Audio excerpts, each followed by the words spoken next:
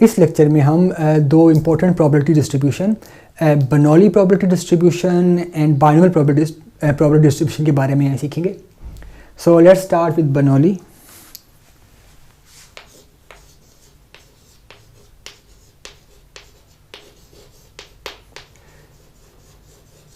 सो Bernoulli distribution एक ऐसी distribution है जिसके अंदर एक ट्रायल है. सो इसके हमारे पास सिंगल ट्रायल है.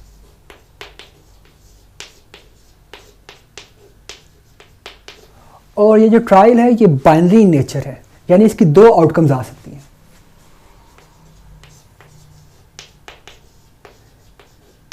एक आउटकम इस ट्रायल की होगी सक्सेस और एक आउटकम होगी फेलियर. एग्जांपल्स कुछ इस तरह से हैं कि अगर हम एक कॉइन टॉस करते हैं तो हम कह सकते हैं कि हेड जो है वो सक्सेस है और टेल फेलियर है, या हम ये भी कह सकते हैं कि टेल सक्सेस और हेड फेलियर है. तो कॉइन टॉस जो है वो एक टिपिकल बर्नौली की एग्जांपल है.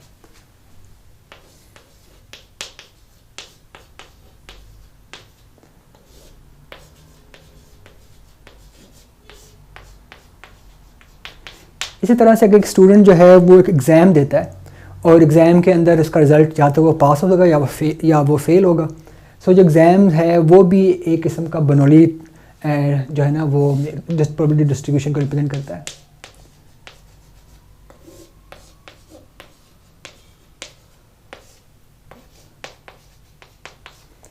एक आईसीयू में पेशेंट है जो कुछ प्रोबेबिलिटी से शायद मर जाएगा और कुछ प्रोबेबिलिटी से ज़िंदा रहेगा.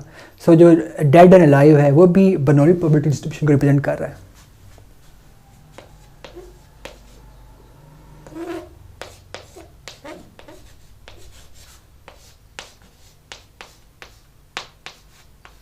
तो इस तरह से सारे जो हमारे पास ट्रायल्स जिनकी खाली दो आउटकम पॉसिबल हैं वो बर्नौली ट्रायल्स हैं. अब देखते हैं कि जो बर्नौली रैंडम वेरिएबल है इसकी प्रोबेबिलिटी मास फंक्शन क्या है, इसकी एक्सपेक्टेड वैल्यू क्या है, इसकी वेरिएंस क्या है.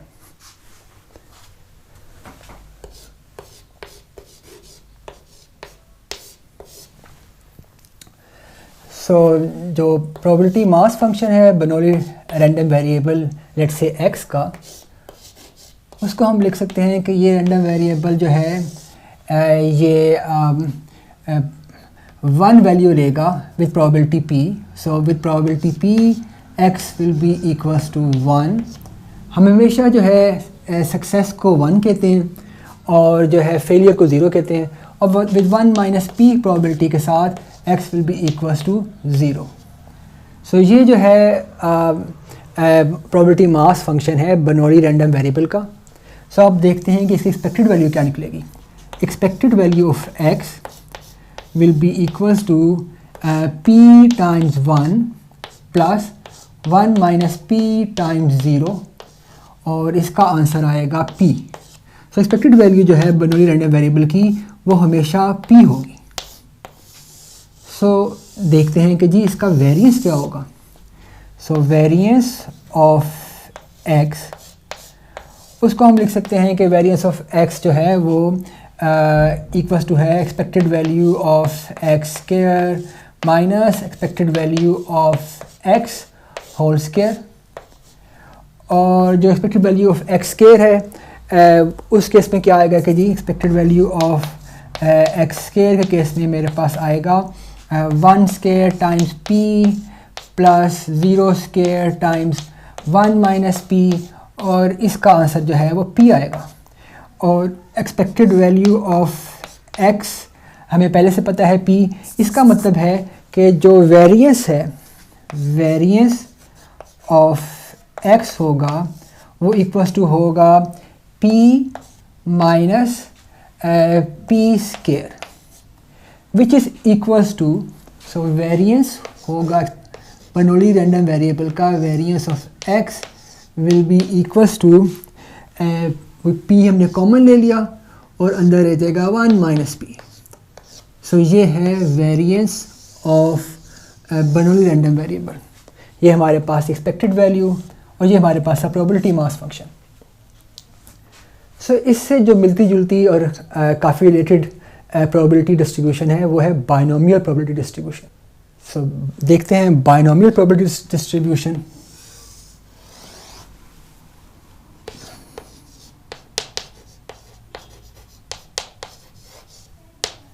तो जो बाइनोमियल डिस्ट्रीब्यूशन है इसके अंदर हमारे पास n ट्रायल्स होंगे। यहाँ पे हमारे पास सिंगल ट्रायल था, यहाँ हमारे पास n ट्रायल है। और इम्पोर्टेंट बात यह है कि ये ट्रायल आपस में इंडिपेंडेंट हैं।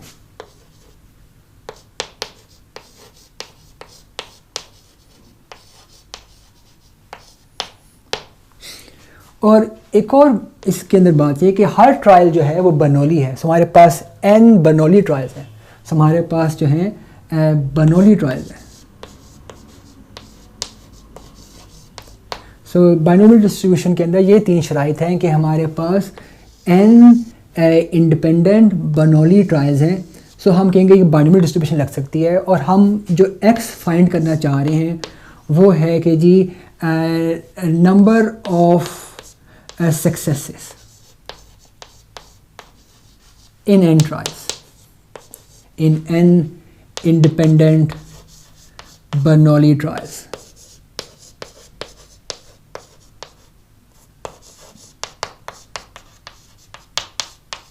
So x जो हम फाइंड करना चाह रहे हैं वो है number of successes ABES also number of successes in n independent Bernoulli trials। सो देखते हैं कि जो है बाइनोमियल प्रोबेबिलिटी डिस्ट्रीब्यूशन इसका प्रोबेबिलिटी मास फंक्शन कैसा होगा। So probability mass function, probability mass function let's say एक रैंडम वेरिएबल x है जो बाइनोमियल है, उसका प्रोबेबिलिटी मास फंक्शन होगा कि इक्वल्स टू हमारे पास आएगा कि जी जो हमारे पास की रेंज है वो कहाँ से कहाँ तक है कि हमारे पास क्योंकि n ट्रायल्स हैं तो n के अंदर से हमारे पास एट मोस्ट n सक्सेसेस हो सकती हैं। हमारे पास 1 सक्सेस हो सकती है, 2 सक्सेस हो सकती है, 3 सक्सेस हो सकती है और एट मोस्ट n सक्सेस हो सकती हैं। तो इसका मतलब है कि जो x की रेंज है वो होगी 1 सक्सेस, 2 सक्सेस, ये नंबर ऑफ सक्सेसेस हैं, 3 successes and so on to n successes.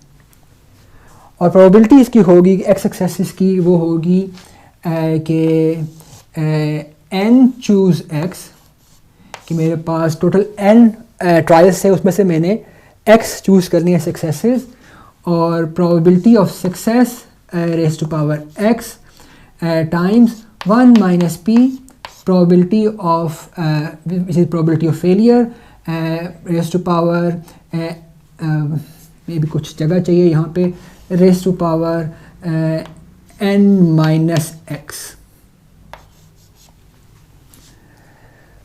सो देखते हैं कि जो बाइनोमियल प्रोबेबिलिटी डिस्ट्रीब्यूशन है इसकी एक्सपेक्टेड वैल्यू क्या है और इसका वेरिएंस क्या है। सो इसके लिए मुझे बोर्ड क्लियर करना पड़ेगा, स्टे ट्यून्ड। सो अभी तक जो हमने इस वीडियो के अंदर किया है उसकी समरी इस तरह से है कि हमने बाइनोमियल प्रोबेबिलिटी डिस्ट्रीब्यूशन के बारे में सीखा है।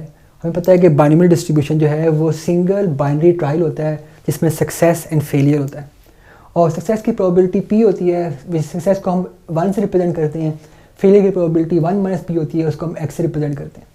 जो एक्सपेक्टेड वैल्यू है बर्नौली प्रोबेबिलिटी डिस्ट्रीब्यूशन की वो p है और जो वेरिएंस है बर्नौली प्रोबेबिलिटी डिस्ट्रीब्यूशन का वो p टाइम्स 1 माइनस p है।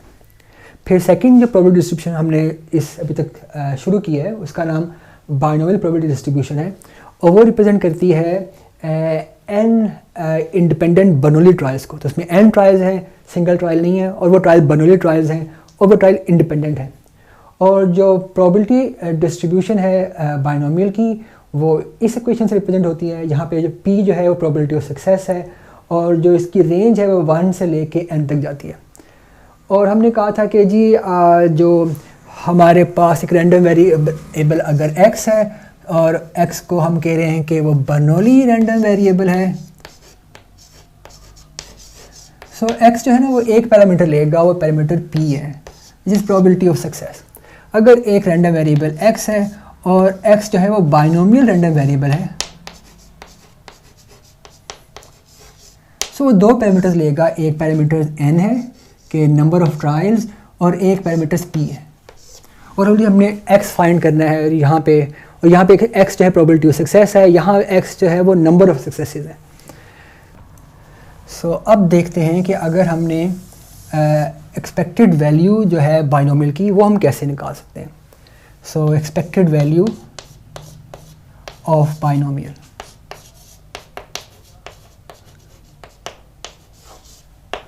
सो इसके निकालने के दो तरीके हैं। एक तरीका लंबा है जो शायद हम इस वीडियो में नहीं करेंगे, एक तरीका काफ़ी सिंप्लीफाइड और छोटा सा है जो इस वीडियो में करेंगे। सो एक मेथड है तो ये है कि हम लिखेंगे कि एक्सपेक्टेड वैल्यू का जो फार्मूला होता है वो इक्वल्स टू होता है summation x i times probability of x i, where x i जो है वो जो डिफरेंट रैंडम वेरिएबल वैल्यूज़ दे रहा है वो उसको रिप्रेजेंट कर रहा है और उनकी कॉरस्पॉन्डिंग प्रोबेबिलिटीज़ ये हैं। तो हमें सारी जो है डिफरेंट पॉसिबिलिटीज़ का प्रोडक्ट लेके फिर उनको ऐड करना है। सो इस फार्मूले के मुताबिक जो बाइनोमियल रैंडम वेरिएबल है इसका एक्सपेक्टेड वैल्यू हम ऐसे निकाल सकते हैं कि हम यहाँ पे लिखें कि जी एक्स आई और यहाँ पे जो प्रोबेबिलिटी मास फंक्शन लिखें which is n over x i, probability of success raise to power x i, probability of failure raise to power n minus x i, और इसको सॉल्व करें। तो इसको सॉल्व करना भी कोई मसला नहीं है, मगर हमें 10 मिनट लगेंगे और उसके बाद हम ये आंसर निकालेंगे कि एक्सपेक्टेड वैल्यू ऑफ x जो है वो इक्वल्स टू है NP। हम यही वाला आंसर जो है वो 2 मिनट में या 1 मिनट में निकाल सकते हैं। सो बजाय इसके कि हम लंबे वाला प्रूफ करें, हम स्मॉलर वाला प्रूफ इस वीडियो में कर रहे हैं। सो जो स्मॉलर प्रूफ इस तरह से है कि जो बाइनोमियल रैंडम वेरिएबल है वो जो सम है डिफरेंट बाइनोमियल रैंडम वेरिएबल्स का। सो इस तरह से कि x है कि नंबर ऑफ सक्सेसेस जो है वो x रिप्रेजेंट करता है। x जो है ये बाइनोमियल है और ये जो है नंबर ऑफ सक्सेसेस रिप्रेजेंट कर रहा है। और हमने कहा है कि जो x है वो इक्वल्स टू होगा x1, और x1 क्या है, ये बर्नौली है, एक बर्नौली रैंडम वेरिएबल है, plus x2 plus dot dot dot plus xn।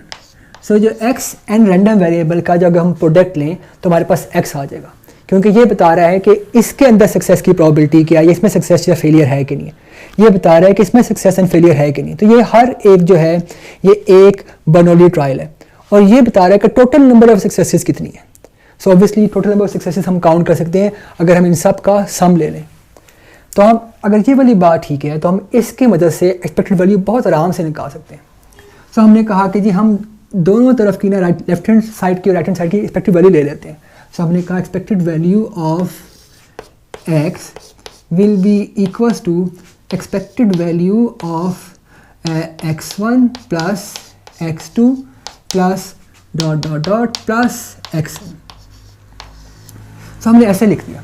अब क्योंकि एक्सपेक्टेड वैल्यू का फंक्शन लीनियर है, इवन कि अगर x1 x2 जो है वो इंडिपेंडेंट ना हो फिर भी क्योंकि एक्सपेक्टेड वैल्यू का फंक्शन लीनियर है, सो हम इसे ऐसे लिख सकते हैं कि expected value of x1 plus expected value of x2, क्योंकि लीनियरिटी ऑफ एक्सपेक्टेड वैल्यू की वजह से, लीनियर फंक्शन होने की वजह से हम आराम से ऐसे लिख सकते हैं एक्सपेक्टेड वैल्यू ऑफ xn। और फिर हमें पता है कि एक्सपेक्टेड वैल्यू ऑफ x1 क्या है, वो हमारे पास जो है एक बर्नौली की एक्सपेक्टेड वैल्यू है जो कि p होती है, प्रोबेबिलिटी ऑफ सक्सेस। तो इसका आंसर आएगा p plus dot dot dot plus p। सो हमारे पास ये टोटल कितने p's है, ये टोटल हमारे पास n p's हैं। तो जब हम इनको ऐड करेंगे हमारे पास आंसर आ जाएगा np। तो expected value of x is equals to np। So I hope कि ये वाला मेथड जो है काफ़ी सिंपल है और आपको बहुत आराम से समझ में आ गया होगा एज़ कम्पेयर टू ये वाला मेथड। थोड़ा सा ये भी काफ़ी सिंपल है मगर इसमें थोड़ा सा लंबा है, तो ये काफ़ी आसान और सिंपल मेथड है।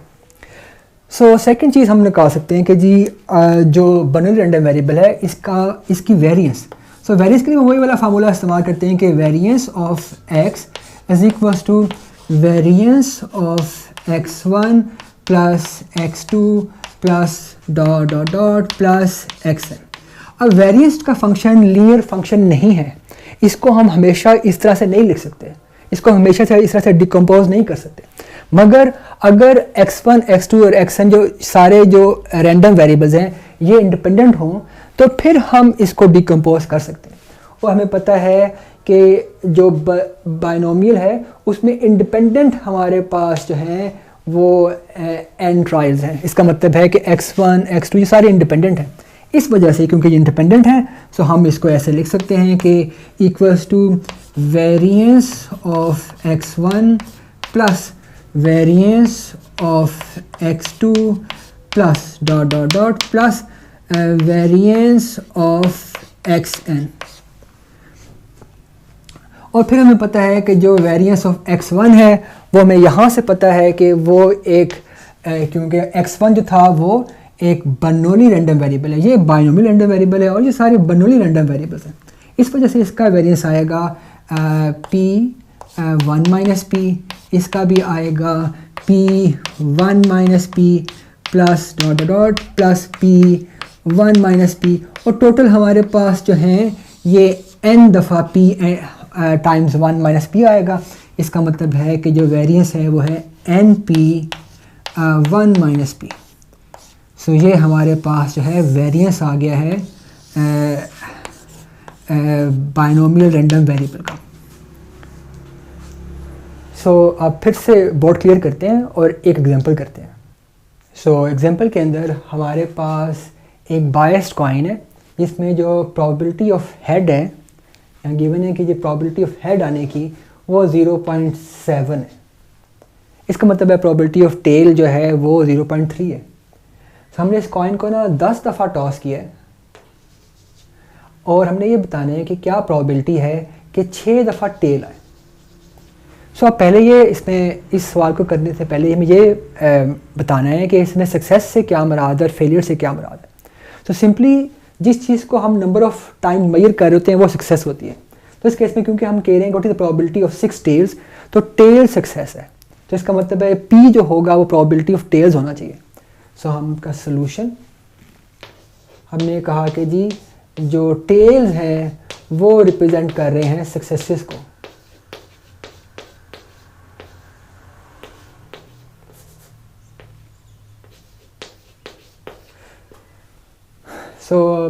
इसका मतलब है कि जो प्रोबेबिलिटी ऑफ टेल है P जो है वो प्रोबेबिलिटी ऑफ टेल होना चाहिए, वो 0.7 नहीं होना चाहिए क्योंकि 0.7 जो है वो हेड की प्रोबेबिलिटी, इस केस में हेड जो है वो फेलियर्स हैं।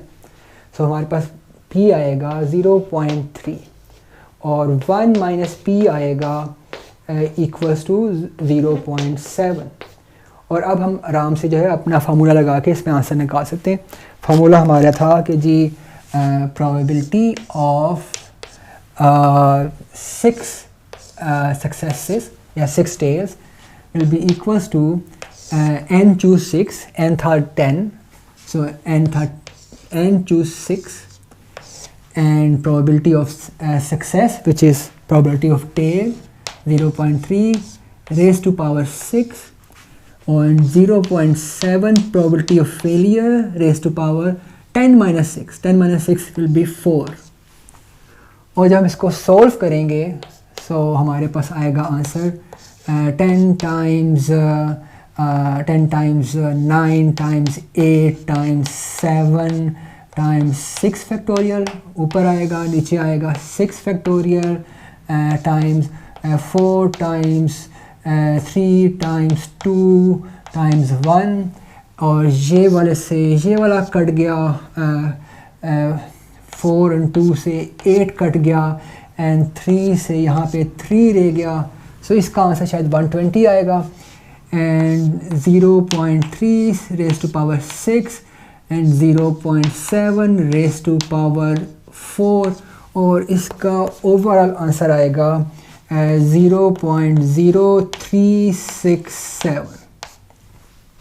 सो ये हमारे पास आंसर आ गया। अगर हमें इस जो है इसकी हमें एक्सपेक्टेड वैल्यू निकालनी है, जो क्वेश्चन में लिखा नहीं हुआ मगर हम एक्सटेंड कर देते हैं, तो एक्सपेक्टेड वैल्यू कैसे निकालेंगे जी कि expected value of x equals to होगी NP के बराबर। n था हमारे पास 10, प्रोबेबिलिटी ऑफ सक्सेस हमारे पास था 0.3, तो इसका आंसर आएगा ये 3। सो हमारे पास जो एक्सपेक्टेड वैल्यू है वो एन पी के बराबर है और उसका आंसर ये आ रहा है, ये एन है और ये पी है। इस तरह से जो हमारा इसका वेरियंस अगर हमें निकालना है, इसका वेरियंस ऑफ एक्स, सो वो इक्वल्स टू होगा p n p times 1 minus p. So n p का हमें पता है कि वो 3 है, सो हम यहाँ पे डायरेक्ट लिख देते हैं कि 3 टाइम्स 1 माइनस पी है 0.7 and that will be equals to 2.1. So that's it for this video. अगली वीडियो में देखते हैं कि ज्योमेट्रिक प्रोबेबिलिटी डिस्ट्रीब्यूशन क्या होती है।